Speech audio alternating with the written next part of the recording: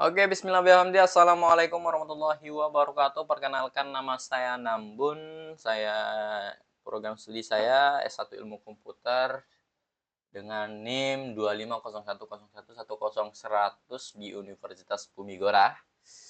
Jadi, teman-teman semua, selamat pagi ya. Jadi, saya di sini akan menjelaskan tentang rangkuman pertemuan 9 hingga pertemuan 15 yang sudah saya buat di dalam satu file yang isinya nanti ada pertemuan 9 sampai 15 dalam bentuk codingan yang bisa dijalankan. Jadi di sini sebelumnya saya ucapkan terima kasih teman-teman yang sudah mampir di channel YouTube saya.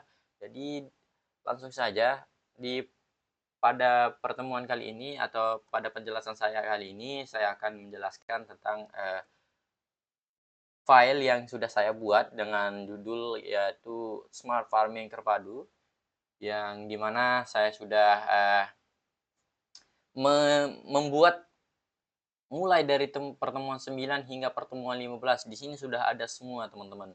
Jadi langsung saja pada kesempatan pertama ini saya akan mendemonstrasikan tugas saya. Langsung saja teman-teman semua, di sini saya akan mendemonstrasikannya terlebih dahulu. Setelah itu saya akan menjelaskan kepada teman-teman mulai dari awal-awalnya atau sedikit tentang codingan ya. Oke, langsung saja teman-teman, di sini sudah muncul di hasil codingannya itu ada judulnya yaitu Sistem Smart Farming Terpadu Universitas Bumi Gora. Nah, di sini untuk menu utamanya ada bisa dilihat teman-teman ya. Langsung saja kita akan demo sedikit mungkin satu sampai satu dua ya. Dua nomor kita akan demonstrasikan mulai di pertama. Nah, di menu pertama ini ada monitoring lahan. Nah, di sini ada monitoring lahan yang bisa teman-teman lihat. Di sini ada tipe sayur. Ya, ada tipe sayur dan dua ini ada statusnya belum siap dipanen. Dan kedua ada komunitas tembakau grade A. Di sini sudah siap panen katanya. Oke. Dan selanjutnya mungkin di menu kedua ya, coba teman-teman. Nah, di sini kita akan tambah tanaman. Misalnya ada wortel. Oke. Di sini untuk harinya mungkin ada 18 hari ya, teman-teman. Jenis tanamannya itu adalah sayuran. Oke. Jenis daunnya hijau. Oke. Sudah selesai, teman-teman. Sayuran berhasil ditambahkan. Nah, jadi teman-teman, sistem ini menggunakan menu interaktif yang berbasis log control. Seperti yang bisa kita lihat di layar, seluruh menu mulai dari menampilkan komoditas, mendapatkan data tanaman ke dalam lahan, melakukan kalkulasi hingga perawatan, itu semuanya berjalan mulus tanpa mengalami crash ataupun exception ya teman-teman. Jadi untuk demonstrasinya mungkin sudah selesai ya teman-teman. Kita akan langsung ke codingannya terlebih dahulu. Oke. Jadi di bagian selanjutnya ini saya akan menjelaskan tentang pertemuan 10 hingga pertemuan 12. Ya, dimana di sini sudah ada pertemuan 12 ya, sudah ada di sini. Yang dimana di pertemuan 12 ini kita ada apa namanya, interface perawatan. Nah, yang dimana interface di sini saya membuat sebuah interface murni yang bernama perawatan, yang dimana interface ini berfungsi sebagai kontrak sebuah perilaku komoditas yang memaksa kelas manapun yang mengimplementasikannya untuk menyediakan metode ya teman-teman. Yang di sini metodenya ada void siram, ada beri pupuk.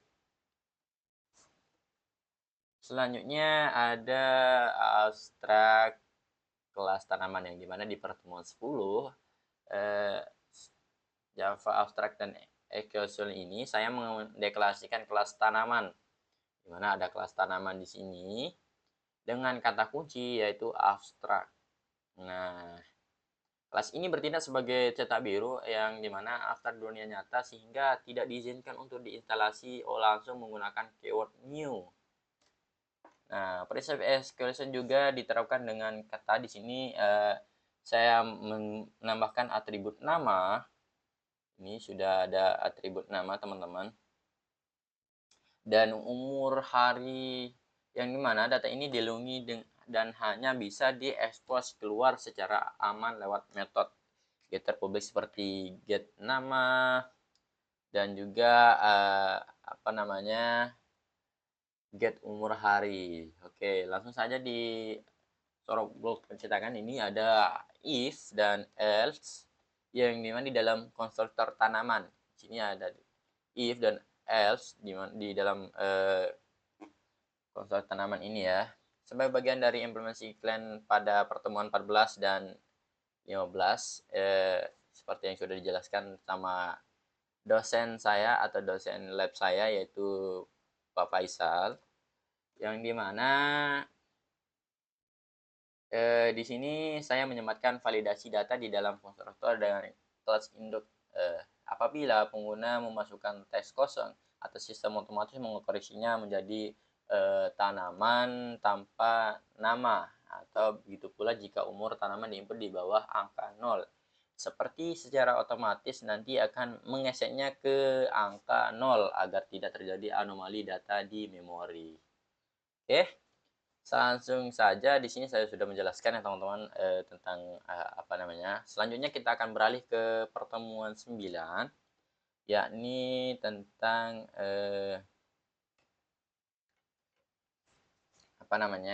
kelas sayur ekstens tanaman implement. Nah, ini teman-teman. Ya, baik, selanjutnya untuk konsep ini mewujudkan lewat dua kelas turunan, yaitu mulai dari kelas sayur di sini, dan juga ada tembakau. Dan kelas tembakau ya. Kedua kelas ini melakukan pewarisan berupa ekstens tanaman, sekaligus menggunakan kata kunci implement perawatan. Nah, ini teman-teman sudah bisa dilihat teman-teman. Polimorisme dinamis yang dibuktikan mulai anotasi atau override yang dimana method of reading baik kelas sayur maupun kelas tembakau yang melakukan penulisan ulang metode yaitu cek status panen dengan logika yang berbeda. Sayuran dan kalkulasikan siap panen pada umur 30 hari, sedangkan tanaman tembakau membutuhkan waktu minimal 90 hari untuk optimalisasi proses curing daunnya. Seperti yang kita lihat ya, overlisasi yang sudah dijelaskan kemarin Pak sama Pak Faisal. Sini sudah ada, bisa teman-teman lihat sendiri. Selanjutnya kita akan bedah di pertemuan 11. Di sini di pertemuan 11 saya akan menjelaskan tentang final class, catatan aktivitas yang bisa teman-teman lihat pada pertemuan 11 yang sudah disampaikan sama Pak Faisal kemarin. Kita akan mempelajari tentang immutable object, dimana di dalam sistem ini saya akan merancang kelas catatan aktivitas untuk merekam log kerja petani secara absolut agar tidak bisa dimanipulasi setelah objek diciptakan. Nanti aturan di desain objek bekal ini dipenuhi dengan memberikan kata kunci final yang pada kelas dan seluruh atributnya. Nah, sedangkan untuk poin krusial di kelas ini adalah penggunaan teknik DVS atau copying, karena array atau riwayat aksi merupakan objek yang mutable atau nilainya bisa diubah secara langsung di memori. Nah, jadi saya akan memotong jalur referensi eksternal tersebut menggunakan metode array copy of write copy of. Nah, baik pada parameter konstruktor maupun pada metode getternya, alhasil jika ada pihak luar mencoba mengubah isi array dari variabel luar, data internal di dalam objek log ini akan tetap aman dan tidak berubah nantinya, teman-teman. Langsung saja selanjutnya kita akan membedah pertemuan 13, 14, dan 15. Jadi di sini ada kelas main dan juga ada masih banyak teman-teman, sebentar. Langsung saja pada pertemuan 13 ini mengenai tentang Java Collection. Saya akan memanfaatkan di sini ada release ya. Dimana struktur data dinamis ini sangat efisien karena ukurannya bisa bertambah dan berkurang secara fleksibel di memori. Ini juga merupakan bukti kekuatan polimorisme di mana satu buah collection list dengan tipe teman-teman, dengan tipe referensi induk tanaman mampu menampung objek turunan yang berbeda berbentuk secara bersamaan, yakni objek sayur dan objek tembakau. Selanjutnya, mari kita tinjau aspek arsitektur clean kode dan refactoring dari pertemuan 15 ya. Demi kerapian kode ini, saya tidak menumpuk baris logika di dalam metode utama atau main. Ya. Pada metode main ini hanya bertugas mengatur alur kendali menu utama. Jadi seluruh logika fungsionalitas telah didekonstruksi pada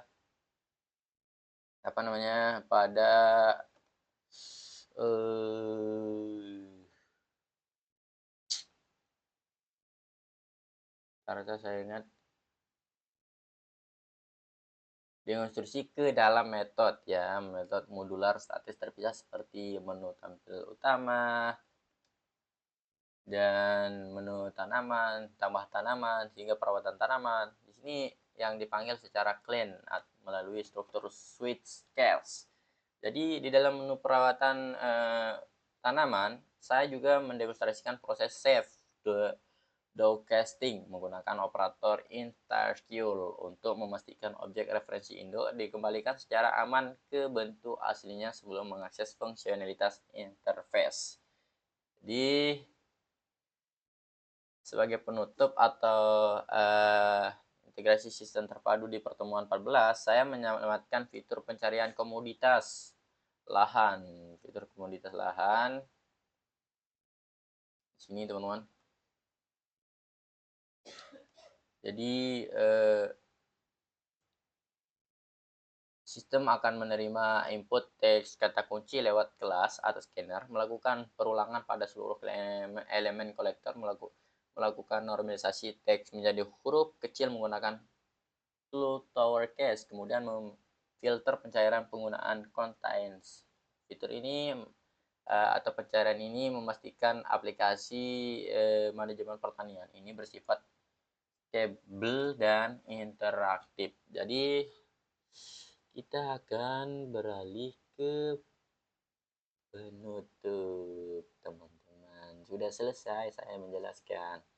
Saya ucapkan terima kasih, teman-teman. Demikian presentasi proyek mandiri saya tentang smart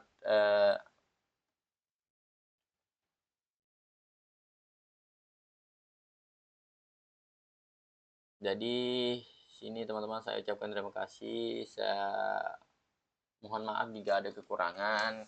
Namun saya sudah menyelesaikan tugas ya di pertemuan 9 dan 15 yang disuruh sama dosen pengampu saya ya. Saya ucapkan terima kasih, teman-teman. Dan saya ucapkan terima kasih kepada dosen pengampu yang sudah menonton. Mohon maaf jika ada kekurangan atau kesalahan kata. Saya ucapkan terima kasih. Sekian. Wassalamualaikum warahmatullahi wabarakatuh.